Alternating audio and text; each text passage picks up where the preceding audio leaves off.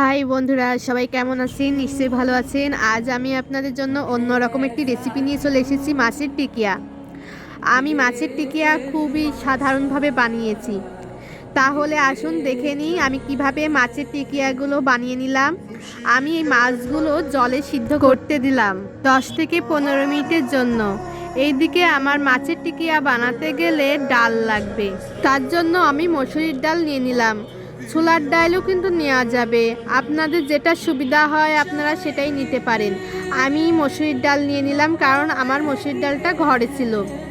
এই যে মাছটা সিদ্ধ হয়ে গেছে, এখন আমি এই মাছের থেকে কাঁটাগুলো সরিয়ে নেব আর মাছগুলো নিয়ে নেব। আমি সুন্দরভাবে কাঁটাগুলো সরিয়ে নিচ্ছি আর মাছগুলো নিয়ে নিচ্ছি।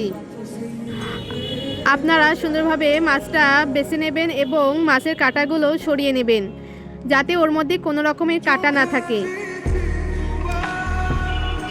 মাছের টিকিয়া একদমই নতুন রেসিপি আমার মনে হয়। আপনাদের যদি ভালো লেগে থাকে তাহলে অবশ্যই বাসায় করে দেখতে পারেন এই মাছের টিকিয়া।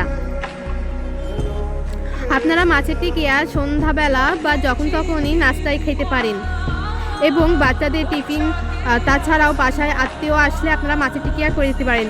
এই তো আমি ম্যাশ করে নিয়েছি ওই মসুরির ডালটা, আর এদিকে আমার মাছটাও কাটার থেকে বেছে নিয়েছি। ওলার বাঙালিয়ান রান্নাঘরকে অবশ্যই সাপোর্ট করবেন। এখন আমি ওই মাছের মধ্যে মসুরির ডালটা নিয়ে নিলাম। এখন পরিমাণ মতন লবণ দিয়ে নিলাম, পরিমাণ মতো হলুদ দিয়ে নিলাম, সামান্য পরিমাণ বেকিং পাউডার দিয়ে দিলাম। আপনারা যদি বেকিং পাউডার না দিতে চান দেবেন না, কোনো সমস্যা হবে না তাতে। আমি পরিমাণ মতন ময়দা নিয়ে নিলাম, কাঁচা মরিচ বাটা এবং রসুন আর আদা বাটা নিয়ে নিলাম।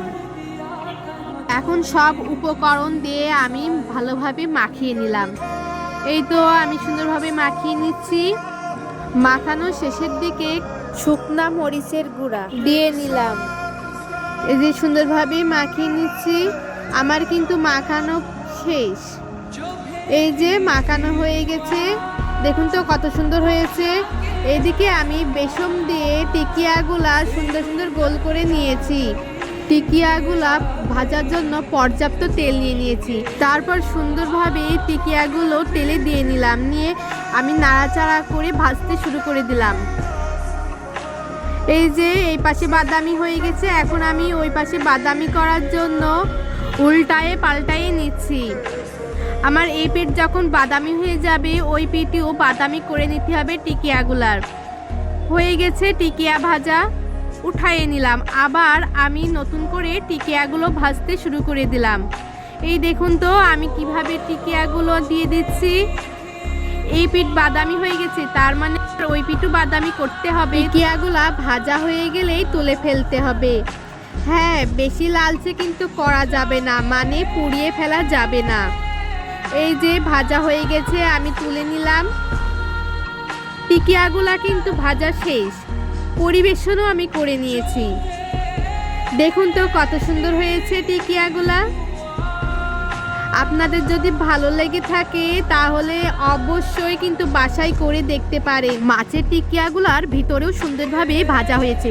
এই দেখুন আমি দেখিয়ে দিচ্ছি কত সুন্দর হয়েছে এবং আমি টেস্ট করে দেখলাম খেতে কেমন হয়েছে। অসাধারণ। আজকের মতো এই পর্যন্তই, টাটা।